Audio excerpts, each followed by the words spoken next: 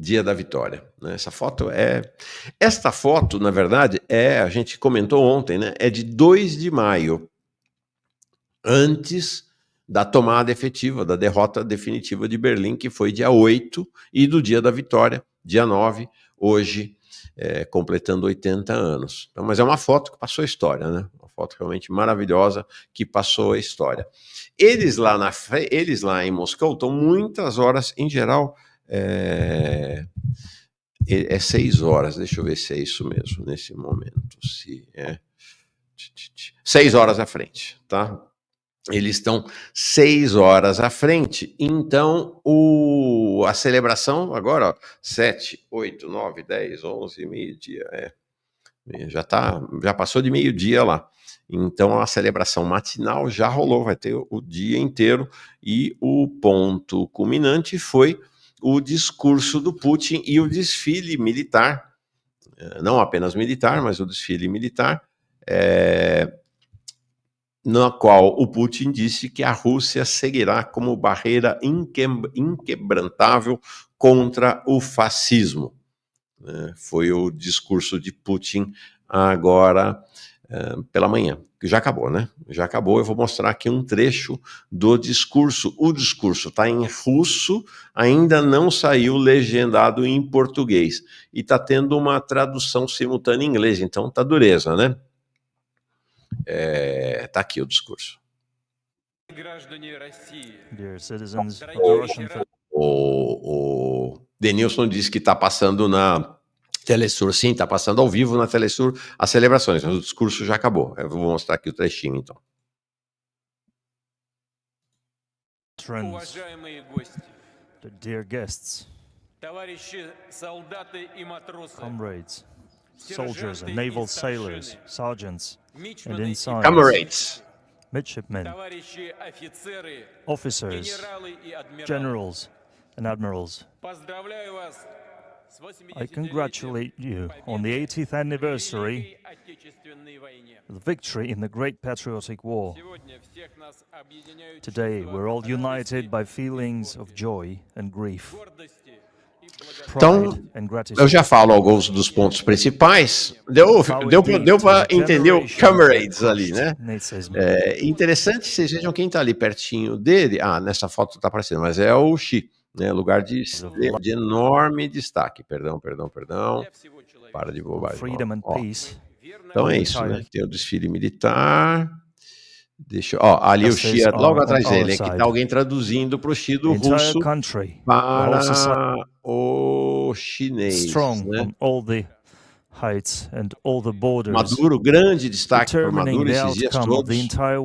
Depois do II, Xi, quem teve o maior destaque realmente o Maduro. with their undisputed O Xi está logo ali atrás dele, biggest tá? Ao battles lado daquele under militar, Moscow você vê and Stalingrad, as medalhas da Bulge of Segunda Kursk. Guerra, né?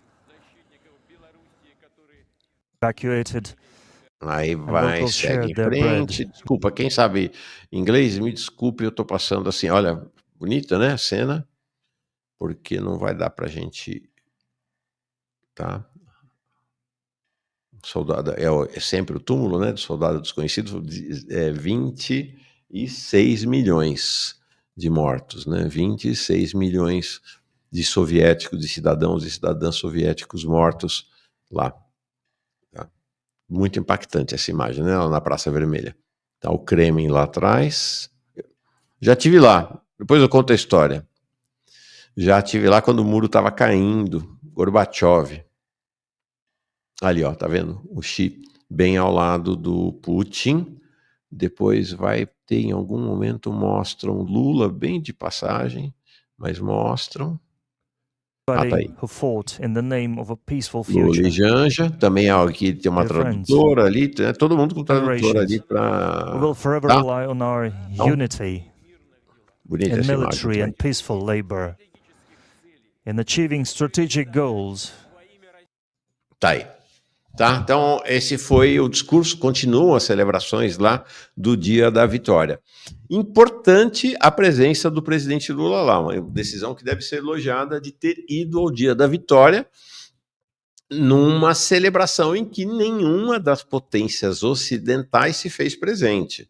Então, e teve lá, não foi propriamente editorial, mas foi um articulista, da turma lá, da direção do Globo, que fez um editorial dizendo, a Folha também, dizendo que era um absurdo o Lula ir para lá, que o dia da vitória não é para ser comemorado no padrão soviético, aí o cara comparando, essa cascata, né, que se faz ontem, inclusive o Euclides Vasconcelos aqui falou, né, dessa falsa equivalência entre Stalin e Hitler, né, que é o que essa turma faz aí, os liberais fazem, comparar os nazistas com os comunistas, a própria extrema-direita usa isso, né, para dizer que eles não são nazistas, e aí eles dizem, não, nazista é igual comunista, nós não somos, essa cascata toda. Então, foi um ato relevante a presença do Lula lá em Moscou, mas essa presença aconteceu sob o impacto da mudança na orientação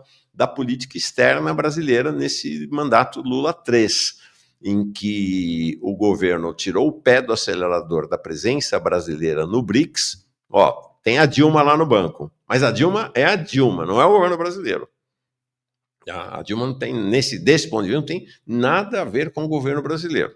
Tá? A presença dela no banco, ela foi colocada por indicação evidente do governo Lula, mas ela construiu uma presença lá, que não tem relação nenhuma com o governo Lula. Tá? Então, ela teve muito mais deferência em relação a ela, do Putin, do que em relação ao presidente Lula, por exemplo. E mesmo ao Xi Jinping. Uma deferência muito maior. Lula, então, está em Moscou, vai para a China na sequência. Agora, sofreu a consequência política das opções que ele e seu governo fizeram nesses 2 anos.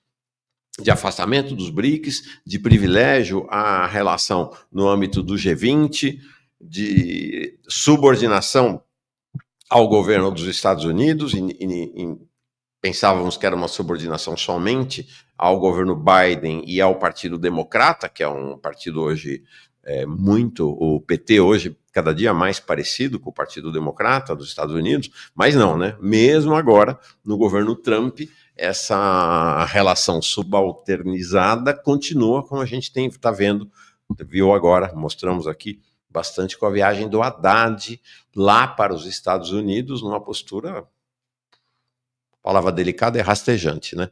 Dizendo que quer estar muito perto do Trump e tal, um negócio assim, indo lá, dizendo que o Brasil, né, abrindo o Brasil para as plataformas digitais instalarem seus data centers aqui, como se fosse né, o Brasil já é o fazendão, né, já é o pasto do mundo com gado, milho, soja, a exploração de minérios, e agora vai ser o pasto também dos dados. Né, uma oferta assim vergonhosa e levou inclusive uma lapada, né? Porque foi lá dizer, não vai precisar pagar imposto, não vai ter imposto, vai ter incentivo, e BNDES, blá, blá, blá, blá, blá, e a resposta de um dos representantes da plataforma falou, não, só isso não é suficiente não, queremos mais. Tá? Então, esta mudança na política externa do governo Lula III levou a isso aqui, vou mostrar para vocês. E, como eu disse, a imprensa governista saudou essas cenas que eu estou dizendo, que eu vou mostrar para vocês, como se significasse uma relevância, uma deferência, uma importância. Vocês vão ver, vou mostrar, não preciso nem falar nada. Isso aqui é Lula, então, chegando para o primeiro evento lá.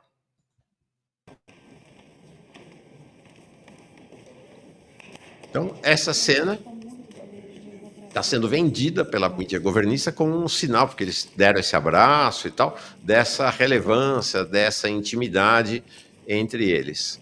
Né? Aí o Lula achou que o Putin estava dizendo para ele ir para lá, era só para virar para fazer as fotos. Tá? Então, o que é isso? Essa cena do presidente Lula ali. Ele está entrando junto com todo o povo que está indo lá para a celebração, tá vendo? Um monte de estagiária ali em volta, não tem diferença nenhuma. Né? Ele entrou junto com o povo, né? O povo, os presidentes dos países, mas entrou naquela fila. Em cerimônias, é assim mesmo que acontece, né? Lá fica o presidente, fica, no caso, o Putin, e vão passando, passa um, passa outro, cumprimenta, faz a foto e seguem em frente. Aí, à noite, no jantar oficial da celebração do Dia da Vitória, enquanto o jantar não começava, é o que o Cláudio está dizendo, claro, totalmente protocolar o negócio, totalmente, eles estão vendendo como um sinal de intimidade totalmente protocolar. Enquanto o jantar não conversava, Lula e Putin bateram papo, claro, mediado por tradutor. Nem ele fala português, nem o Lula fala russo, né? Então tá ali, eles estavam sentados lado a lado, a Janja, vocês estão vendo ali ao lado do Putin, então tá ali sentado na mesa e as pessoas estão chegando, enquanto tá chegando, estão ali conversando, porque claro, Lula jamais vai acusar o golpe, né? Ele sentou ali ao lado do Putin, não vai ficar conversando com a Janja, né? Ele tem história, tem escola nisso. Então, vocês estão vendo como é que foi a recepção ao Brasil e ao presidente brasileiro. Lula e Maduro, não teve nada de Lula e Maduro. Maduro é um inimigo do Brasil, do governo brasileiro. Maduro. Agora, vamos ver, então, a diferença entre a maneira que Lula foi recebido e que Maduro, antes de falar do Xi, deixa eu mostrar o Maduro, né? Realmente, olha, isso aqui é Maduro. Isso aqui não teve. Não? Transmissão pela Telesur, uma série de tratados assinados entre Rússia e Venezuela. A Venezuela, que foi desprezada, foi vetada pelo Brasil nos BRICS, que se afastou, que hoje é um adversário, é um inimigo, né? O Lula hoje prioriza a articulação com o Chile do Boric do que com a Venezuela. Vocês se lembram, o Boric esteve aqui na semana passada e o Lula, que vetou a Venezuela nos BRICS, falou, não, venha na reunião, porque a reunião vai ser aqui no Brasil, nessa reunião dos BRICS, agora em julho, venha na reunião que eu vou fazer lobby para você entrar para os BRICS. Né? Sendo que provavelmente o Boric vai perder a eleição para a extrema-direita. É o mesmo vexame da Argentina. Mesmo Lula caminha para fazer o mesmo vexame que aconteceu na situação da Argentina. Quando já estava mais ou menos claro que era o Milei que ia ganhar a eleição, não estava definido. Mas o Lula, para vetar a Venezuela, colocou a Argentina como representante, como o outro representante da América do Sul. Tá? Aí entrou pelo cano, né? Porque aí o Milei ganhou a eleição e o Milei não quer entrar no BRICS, né? Falou, não quero não. A mesma coisa vai acontecer com o Chile agora. Ele vai fazer esse lobby para entrar o Boric, que vai perder a eleição para o Cast, da extrema-direita, que também não vai querer entrar no BRICS. Um vexame atrás do outro, né? Enquanto isso, o Maduro celebrando acordos de fato relevantes. Teve um acordo considerado histórico, tanto pela Rússia quanto pela Venezuela, de parceria estratégica, um grande aprofundamento de relações na área comercial, na área industrial, na área militar, muito importante para a Rússia e, claro, para a Venezuela, que sofre até hoje o cerco diplomático, militar, econômico dos Estados Unidos diante da complacência brasileira. Todo mundo viu como Lula foi o encontro Lula-Putin, como foi a recepção. Deixa eu mostrar agora o encontro Lula-Maduro. Lula-Maduro, não, desculpa. Deixa eu mostrar agora o encontro Putin-Maduro.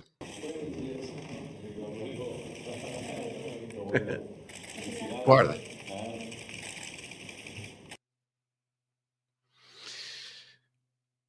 Mas não foi só isso, né? Não foi só isso, não.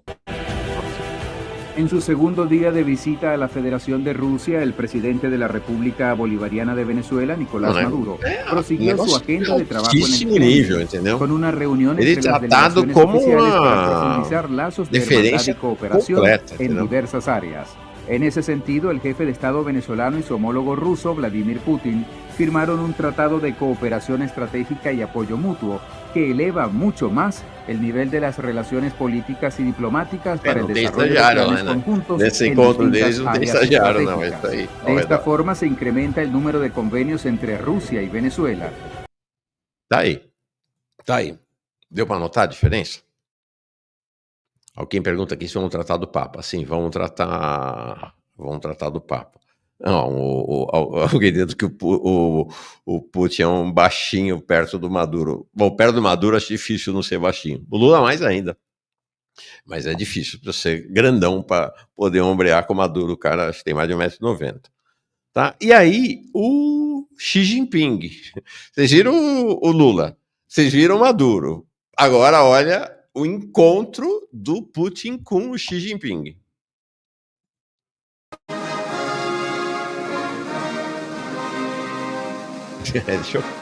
Impressionante, né?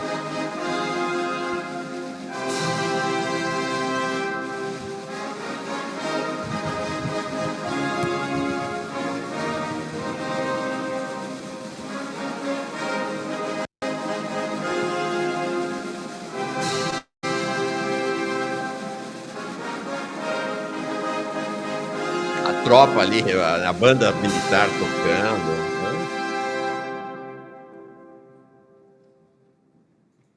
Impressionante, né? Então, tá evidente o seguinte, a grande parceria estratégica da Rússia global é com a China, tá aí, símbolos, gente, é que nem, nós vamos falar do Papa agora, símbolos que comunicam, símbolos que têm significado. Então, esses encontros, a deferência, tudo isso constrói significado para a relação. Isso quer dizer que a grande relação, a relação prioritária da Rússia no mundo é com a China, e que a relação prioritária da Rússia na América Latina é com a Venezuela e não com o Brasil. Tá aqui, ó. Isso aqui é a manchete hoje do Global Times, que é o jornal chinês. Né? Assim, diante da contracorrente do unilateralismo e do ato de política de poder e intimidação no mundo, a China trabalhará com a Rússia para assumir responsabilidade especial como principais países do mundo e membros permanentes do Conselho de Segurança da ONU, disse o presidente Xi Jinping ontem, quinta-feira, no encontro, ou logo depois do encontro com o Putin. Então é isso. É a grande aliança estratégica da Rússia, é a China e vice-versa, né? Mas é evidente que a situação da China é distinta, né? A China hoje disputa a primazia como potência mundial com os Estados Unidos, então tem um arco de relações relevantes muito amplo, mas a Rússia é a principal aliada da China e vice-versa. E na América Latina é a Venezuela. Né? Então não adianta ficar aí, os pessoas, mídia governista, botando aquelas imagenzinhas ali do Lula na fila do cumprimento e depois do bate-papo ali enquanto estava esperando o jantar chegar, como se isso fosse sinal da relevância. Isso não quer dizer que não tenha sido importante a presença do Lula lá, é claro. Lula lá, né? Que a viagem do Lula não tenha sido importante, a ida para a China é importante, tá? Mas né? Cada coisa no seu devido tamanho, né? Cada coisa no seu devido tamanho. Semana que vem, inclusive, deixa eu me ver aqui que dia vai ser, vou trazer para conversar com a gente alguém que tem umas figuras aí que eu descubro e vou lançando. O Fabiano Mielczuk, chega quarta-feira. Ele foi o primeiro cara que falou, depois o Elias Jabor veio, falou aqui também. O Fabiano entrevistei quando estava na Fórum. E o Elias aqui. O Elias, depois dele, ele foi o primeiro a falar, se eu não estou enganado, entrevistei-o em setembro do ano passado, professor da Federal do Rio Grande do Sul, especialista em Rússia e BRICS, em que pela primeira vez aqui no Brasil, alguém levantou a mão e falou, o Brasil está se afastando dos BRICS. Foi um negócio, assim, um salseiro, mas só se confirmou depois disso, e aí o Jabor, né? Depois veio aqui com a gente, dia 13, e confirmou que era isso mesmo, um afastamento, e ele vendo de dentro, né? Porque ele estava lá no Banco dos BRICS com a Dilma. Tá? Então, esse é o cenário. Importante, né? Importante. E este cenário é um cenário num contexto, essa vacilação brasileira, essa subordinação aos interesses dos Estados Unidos, essa vassalagem, primeiro a Biden, agora a Trump, né? Lula vai lá, deu uma entrevista para o New Yorker, e aí na entrevista ele fala, não, maluco, tal, aí ele vai lá, critica o Trump, mas na política externa concreta do Brasil, a relação é uma relação de subordinação. Tanto que o Brasil virou as costas para a América Latina. O Brasil, que deveria ser o líder da América Latina, abriu mão dessa liderança e está tentando jogar o jogo do eu sozinho num mundo, e fazendo discurso besta de livre comércio num mundo organizado em blocos, né? O que enfraquece o próprio Brasil e, claro, toda a América Latina. Então, isto está num contexto de tentativa, agora vamos chegar, de avanço dos Estados Unidos sobre a América Latina para refazerem, a expressão usada pelo secretário de Estado dos Estados Unidos, recolocarem a América Latina como quintal dos Estados Unidos. Essa é a pretensão do governo Trump. Mas não está sendo nem prioritário, né? Teve lá o Panamá, né? Tem a briga com o México e com o Canadá, mas não está sendo até agora, os olhos da administração Trump ainda não estão voltados para a América Latina, em termos. Os movimentos estão acontecendo nos bastidores. Olha isso aqui. A coisa na Argentina está andando. Agora, quando foi dia 29 de abril, esteve com o Milei, um minutinho só, deixa eu achar aqui. Esteve com o Milei na terça-feira, 29 de abril, em Buenos Aires, esse que vocês estão vendo aí, cumprimentando ele, esse homem, o chefe do Comando Sul dos Estados Unidos, o almirante Alvin Hosley, que chegou para uma visita de 3 dias na Argentina para reforçar, olha só, entre aspas agora, a associação estratégica entre os países, conforme informado pela embaixada estadunidense num comunicado. Essa que vocês estão vendo na outra foto, esta mulher militar, era a antecessora do almirante Alvin Hosley na condição também de comandante do Comando Sul das Forças Armadas dos Estados Unidos, a general Laura Jane Richardson.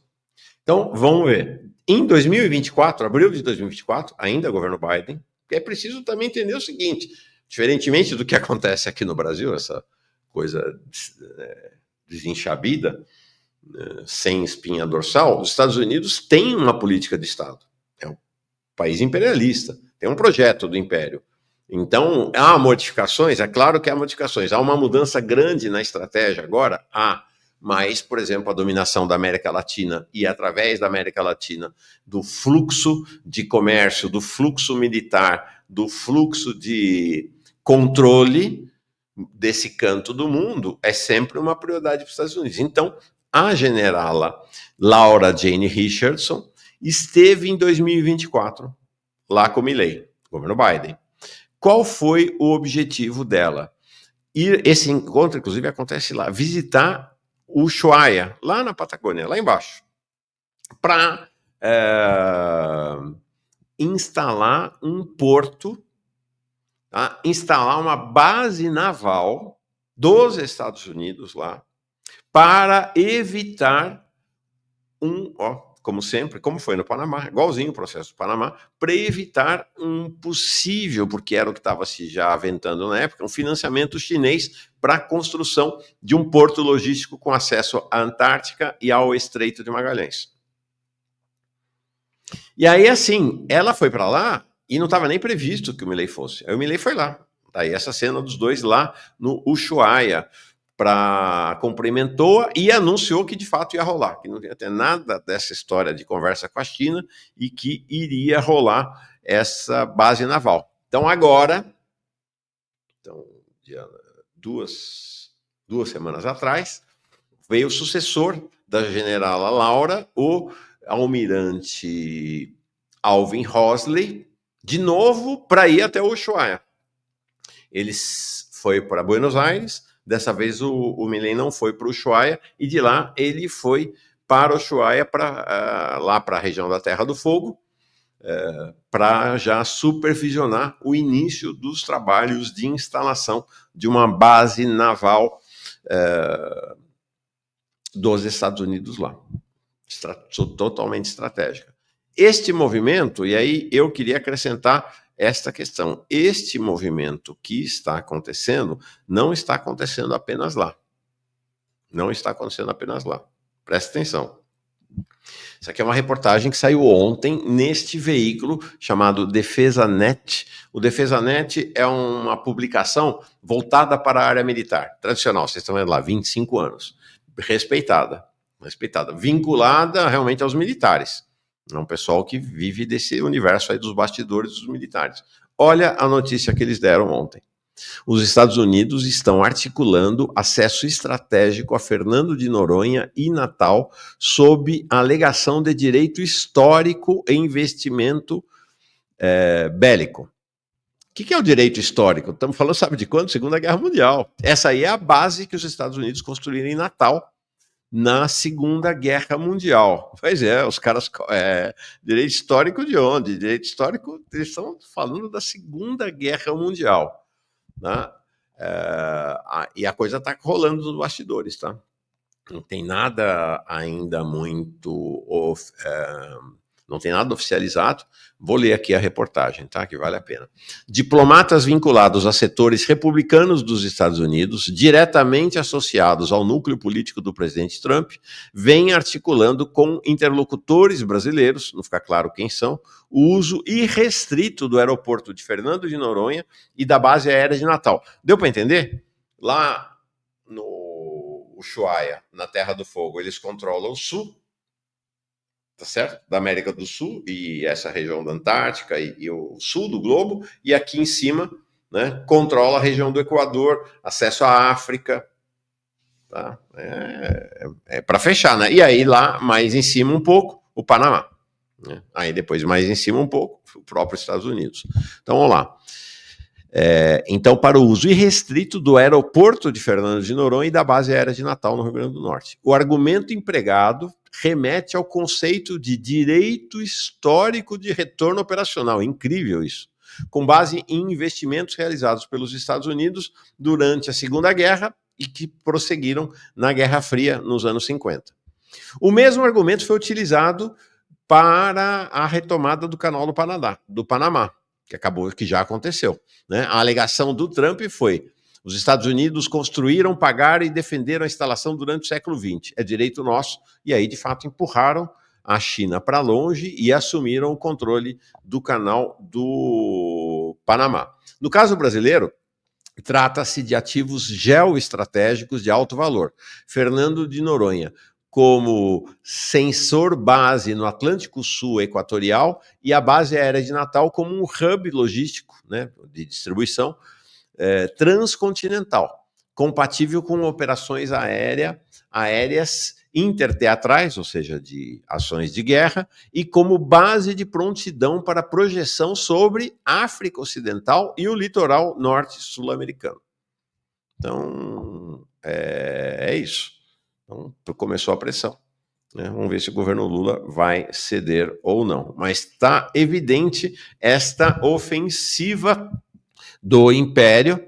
Então a gente fica falando, imperialismo, decadente, multilateral. Decadente, mas tem dentes.